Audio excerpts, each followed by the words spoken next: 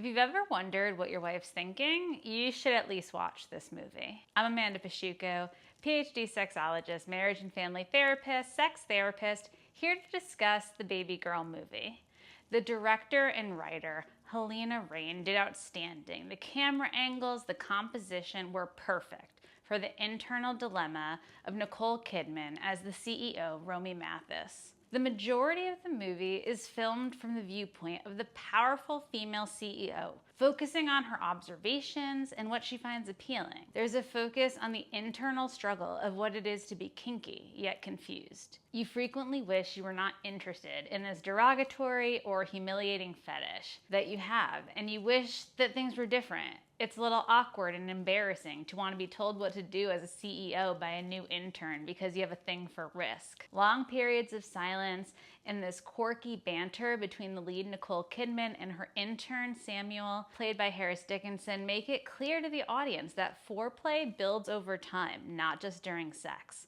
The focus was on the power struggle, the initial rush of adrenaline, the emergence of lust in an uncomfortable work power dynamic between an older woman and a younger man. The screenplay effectively captured the dynamic of the initial weeks of the tension and exploring eroticism during that relationship. I've heard many criticize the movie, saying it's an affair, therefore that makes the whole movie wrong. I get that. I wish it wasn't an affair too, I really do. However, as a sex therapist who works with clients in similar situations, I want to let you know that the unfortunate reality is many people are in unethical non-monogamous situations when there are much less in ethically open relationships. Romy's relationship with her oldest daughter is a special nuance for a marriage and family therapist. Even them wearing the same dress in two distinct scenes, Romy wears it to embrace her innermost submissive self, while Isabel wears it to appease her mother, is fascinating. Great work to the costume designer, camera, and director for putting that together for those of us who are looking for the subtle connections between characters. Halina captures the essence of experiencing a sense of alienation from one's spouse. There's even a scene where Romy is kind of pleading with her husband, saying, "Look at me, I'm not like other women, I'm not normal." Many people in my therapy room say things like this to their spouse. We see from Romy's point of view what it is to explore parts of herself that her husband does not seem really interested in exploring with her, and thus in turn she shares those parts with Samuel. As a sex therapist, this theme is relevant, as many times people are using kink to play with parts of themselves that they don't often get to act from in their day-to-day life. While the film took place over a brief period of time, the power dynamic between the two of them was intense. It presented a perspective of unethical non-monogamy that involved power dynamics within a dual relationship.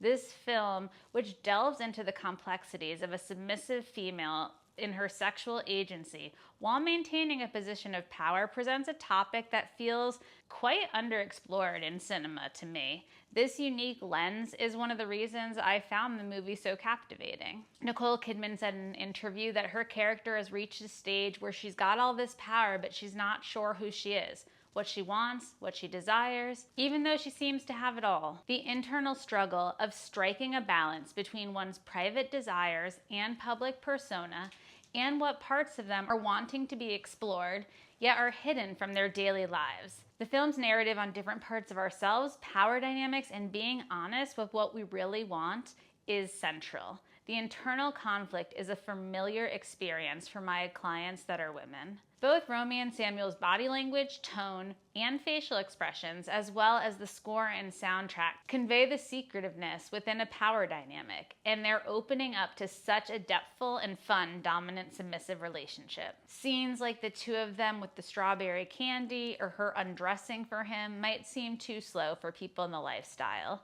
Yet, I think that the director showed you don't need a dungeon or fancy props to be kinky. Unlike 50 Shades of Grey, Samuel isn't even using his tie for bondage. Actually, Romy uses it to gag herself, which is how she first reveals that she's kinky to the audience in the beginning of the movie. I want those watching to consider that consensual power exchange dynamics offer more than you think. Despite your daily commitments to family and work, you can express different aspects of yourself that make you feel more like you. You don't need fancy toys or even a hotel room. You just need to be honest and put forward new ideas, increasing your chances of finding dynamic fulfillment. If you want to discuss this movie, I'm here for it. It's 5 stars from me. Comment below, like, and hit the bell. Subscribe for more love and life tips.